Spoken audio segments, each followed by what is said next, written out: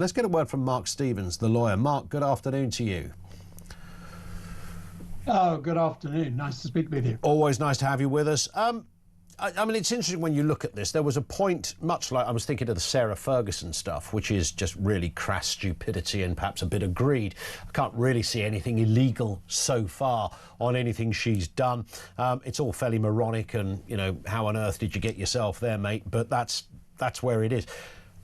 With Mandelson, this has taken a curious turn, of course, over the last 48 hours. We've gone from a man that just liked hanging around with rich blokes, sometimes in his underpants, nothing illegal, to the possibility that a line has been crossed here, emailing perhaps sensitive data about EU deals and goodness knows what else, over to somebody outside of Downing Street and government, where ordinarily there is not just an implied agreement, but there is a solid rule about not releasing that kind of information. But is it a criminal act or is it just an act of stupidity?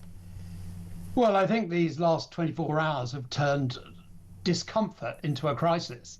And I do think we are seeing the sort of trailing ends of threads which are going to be pulled here. If you give the information away, it may not be a breach of the Official Secrets Act. None of this stuff looks like it was part of the Official Secrets Act. But part of the issue here is, was this what we lawyers call malfeasance in public office? That's essentially, we repose trust in our senior politicians to behave. And they are required only to give information, like the market-moving information you mentioned, to people with a relevant interest. And if they give it to anybody else, that can be a misfeasance in a public office, and that can be a criminal offence. Now, we know that this has been reported to the police. We don't yet know whether they're investigating, but I don't think it's going to stop here, because we're seeing almost the chum is in the water, and everybody wants to see the extent of the influence that Peter Mandelson wielded, particularly in the current government as well as governments before. And there also seem to be people who he's knifed over the years queuing up to knife him back. Yeah, indeed. I mean, it may well, as you rightly say, Mark, be one of those things that was he's just been a very naughty boy, but he hasn't broken the law as such. It's a terrible look, of course, but lots of things in life are a terrible look, but it doesn't make them criminal. Yeah, and I think what's interesting is you have to be going some to eclipse the foolishness of Prince Andrew and Sarah Ferguson. And I do think that he's managed it. Yeah. We thought that was an impossible task, and I think the pressure's going to mount. Obviously, if the police open an investigation, everything else will have to stop.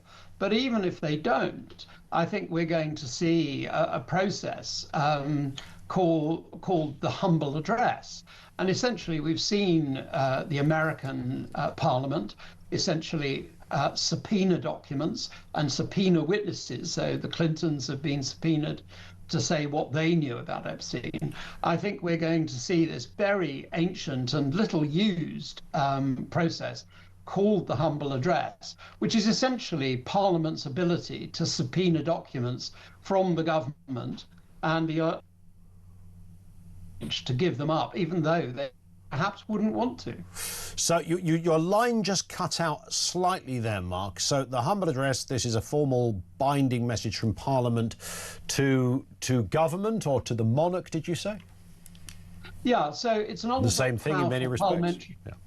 Yeah, it's a powerful parliamentary tool, and essentially you write to the monarch and say, please extract these documents from the government and give them to us. That's the formal process. But it's sort of the parliamentary equivalent of pulling a fire alarm. Ministers can ignore a debate, they can not turn up, but they can't refuse a humble address to the Crown. It's old-fashioned, but it hits like a hammer, And it says, essentially translates from the Commons saying, we're not asking, we're now requiring. And that could be very embarrassing for a number of reasons. Indeed. We will watch with interest. Popcorn at the ready, as some say. Mark, thank you very much indeed for your time. That's the lawyer Mark Stevens. Where does this story go? How is it feeling in the inner circle of Labour right now? Let's speak with